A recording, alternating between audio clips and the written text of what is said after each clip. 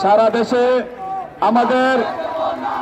দেশে আমাদের গতকালকের কর্মসূচি বাংলা ব্লকেট, সেখানের হামলার প্রতিবাদ এবং নিন্দা জানিয়ে আমি আমার আজকের বক্তব্য শুরু করছি। আমি জানিয়ে দিতে চাই, বাধা দিলে বাঁধবে লড়াই, সেই লড়াইয়ে জিততে হবে। বন্ধুগণ, আমরা দেখেছি গতকাল আমাদের শান্তিপূর্ণ আন্দোলনে বাংলা ব্লকেটে সারা দেশের বিভিন্ন জায়গায় পুলিশ শিক্ষার্থীদের উপর হামলা করেছে। আমরা দেখি কুমিল্লায় আমার ভাইরা রক্তাক্ত হয়েছে,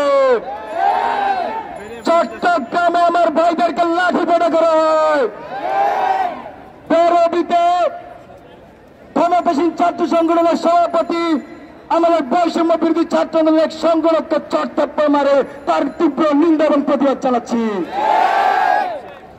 আমি বৈষম্য বিরোধী ছাত্র আন্দোলনের একজন সমন্বয়ক হিসেবে সারা দেশের সকল সংগঠক, সকল প্রতিনিধিদেরকে অভয় দিতে চাই, কোথাও যদি কেউ আমাদের উপর হামলা করে, হুমকি ধমকি দেয়, আমরা সকলে একসাথে তাদের বিরুদ্ধে সর্বাত্মক প্রতিরোধ করে তুলব।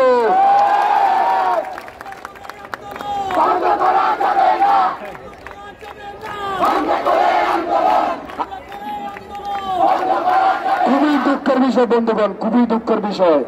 কালকে কুমিল্লা বিশ্ববিদ্যালয়ে এক সাংবাদিককে পুলিশ লাঠিচার্জ করে মাথা ফাটিয়ে দিয়েছে। আমরা দেখেছি শাহবাগে এক আমাদের সাংবাদিক বন্ধুর উপর এক আততায়ীর আক্রমণ করেছে। আমরা তার জন্য নিন্দা জানাই। আমরা দেখেছি, আমরা বিগত 11 দিন খুবই শান্তিপূর্ণভাবে আমাদের আন্দোলন চালিয়ে গিয়েছি, কিন্তু গতকাল সকাল থেকে বিভিন্ন মহল থেকে হুমকি ধমকি আসছিল। সেই হুমকি ধমকির প্রেক্ষিতে আমরা ক্যাম্পাসে দেখি অছাত্র এসে ভরে গিয়েছে। তারপরে কোন কুচক্রী মহল আমাদের আন্দোলনকে প্রশ্নবিদ্ধ করতে আমাদের সাংবাদিক বন্ধুর উপর হামলা করেছে। আমরা চাই তাদেরকে বিচারের আওতায় আনা হোক। সে আমরা তীব্র নিন্দা এবং প্রতিবাদ চালাচ্ছি বন্ধুগণ।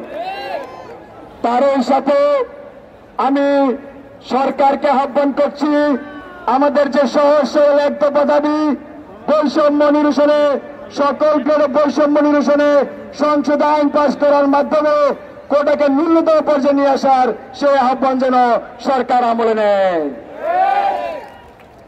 এরই সাথে আমাদের পরবর্তী কর্মসূচি আমি এখন উপস্থাপন করব।